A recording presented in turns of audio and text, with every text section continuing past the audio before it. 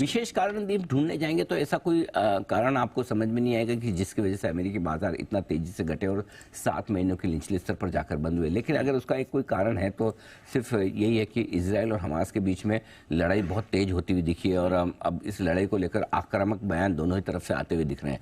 जहाँ एक और अमेरिका मजबूती से इजराइल के साथ खड़ा हुआ है और साथ ही सैन्य सहायता दे रहा है, वहीं दूसरी तरफ से अब कुछ दूसरे देश ऐसे हैं जो फिलिस्तीन और हमास को सपोर्ट करने की तरफ आते हुए दिख रहे हैं और यही चीज़ बाजार को शायद थोड़ी सी नर्वस करती हुई दिखी है। उसके अलावा कोई इकोनॉमिक डेटा या कोई बॉन्ड यील्ड्स में बड़ा बदलाव हो, डॉलर इंडेक्स बड़ा बदलाव हो, वैसा कुछ भी हुआ नहीं है वीकेंड पर। उनमें कोई परिवर्तन नहीं है। कच्चा तेल आपका थोड़ा ऊपर जाकर वापस $88 के आसपास है। सो आई थिंक और किसी ट्रिगर्स में कोई बदलाव नहीं। अगर कोई भी बदलाव है तो सिर्फ ये कि इजराइल और हमास के बीच में तनाव बढ़ा है और उसी की चिंता में थोड़े से बाजार हल्के कमज़ोर रहे हैं और ये वीकेंड पर चिंताएं रही है। आई थिंक कहीं अभी फिलहाल कम होने के संकेत आसार दिख नहीं रहे। ये ग्लोबल चिंता की बात है। बड़ा इंपॉर्टेंट क्या है इस हफ्ते में, यह है कि कल से अमेरिकी फेड की 2 दिनों की बैठक शुरू हो रही है। बुधवार देर शाम अमेरिका में वहाँ पर उनकी ब्याज दरों पर फैसला आएगा। सारे लोग 90% लोग ये मानकर चल रहे हैं कि ब्याज दरें 90 के 98% लोग अब मानकर चले कि ब्याज दरों में कोई बदलाव होगा नहीं, जस की तस वाली पॉलिसी रहेगी। लेकिन गवर्नर साहब नहीं, फेड चेयरमैन साहब, गवर्नर साहब तो हमारे हैं, फेड चेयरमैन साहब पर आए हैं तो फेड चेयरमैन साहब वो हमें बताएंगे कि आगे के लिए उनका क्या व्यू है, कितने चिंतित हैं कितने नहीं।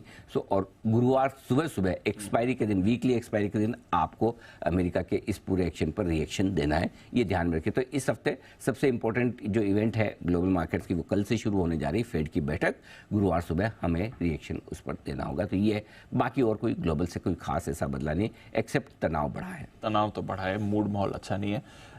सेंट्रल बैंक पॉलिसी के लिहाज से इंपॉर्टेंट हफ्ता है हमारे लिए। इसके सिर्फ फिर क्या मायने हैं, क्योंकि अगर ग्लोबल मूड माहौल बिगड़ा है, हमने देखा फ्राइडे को हमारा अच्छा रिबाउंड था, 19,000 के ऊपर क्लोजिंग मिली।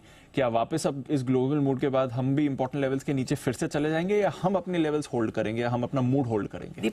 मुझे लगता है कि गुरुवार के लेवल्स और जो कि पिछली सीरीज के लोएस्ट लेवल पे थे वो आसानी से तोड़ेंगे नहीं। तो मुझे नहीं लगता कि बहुत ज़्यादा पैनिक वाली बात है।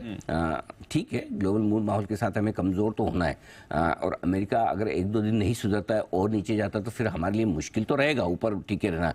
लेकिन मेरे ख्याल से फ्रेश कमज़ोरी तभी होगी जब निफ्टी 18,800 के नीचे और बैंक निफ्टी 42,000 के नीचे ट्रेड करना शुरू करे। यानी कि यहाँ से आपके पास 250 पॉइंट का क्वेश्चन निफ्टी में है, बैंक निफ्टी में 700-800 पॉइंट का क्वेश्चन है। सो आपके पास क्वेश्चन थोड़ा है, इसलिए आप आसानी से इतना तोड़ेंगे नहीं। कमज़ोर हो सकते हैं, बिल्कुल हो सकते हैं। सपोर्ट रेंज के आसपास आए तो थोड़ा खरीदना चाहिए, बिल्कुल खरीदना चाहिए। तो मुझे नहीं लगता कि पैनिक वाली बात है। हाँ, अगर आज ग्लोबल संकेत अच्छे मिल जाते तो हम तेज़ी से भाग जाते। और आपको याद होगा शुक्रवार को मैं ये कह भी रहा था कि लॉन्ग पोजीशन लेके जाए, लेकिन एक ही कंडीशन पे 100 पॉइंट नीचे निफ्टी दिखेगा तो मैं और खरीदूंगा, न कि बेचूंगा। और दूसरी बात एक और जो मैंने 2-3 बार कहती कि हम ग्लोबल मार्केट्स मजबूत हुए तो ज़्यादा तेज़ी से बढ़ेंगे और कमज़ोर हुए तो कम घटेंगे, और वही होगा। आप देखिए इतना डाउ आपका 300 पॉइंट नीचे होने के बावजूद आप बहुत कमज़ोर नहीं होंगे। मतलब आपका गिफ्ट निफ्टी मुश्किल से 40-50 से नीचे। सो इतना मतलब नो डाउट इन संकेतों से आप ऊपर तो नहीं खुल सकते, लेकिन ऐसे पैनिक वाली सिचुएशन भी नहीं है। तो वेट एंड वॉच, आराम से अपने लेवल्स का इंतजार करें और उसके बाद आगे बढ़ें। नीचे के लेवल पे, सपोर्ट लेवल पे आने पे खरीदना भी है, और ऐसा एक तरफा तेजी होकर बाजार भाग भी नहीं जाएंगे कि वापस आपको कभी लेने का मौका नहीं मिले। तो इंपॉर्टेंट लेवल ऊपर की तरफ के आए, वहाँ पर हल्की फुल्की प्रॉफिट बुकिंग भी करते हैं। तो दोनों सब इंपॉर्टेंट लेवल से ट्रेड करना है, बस ये सिंपल सी ध्यान रखें।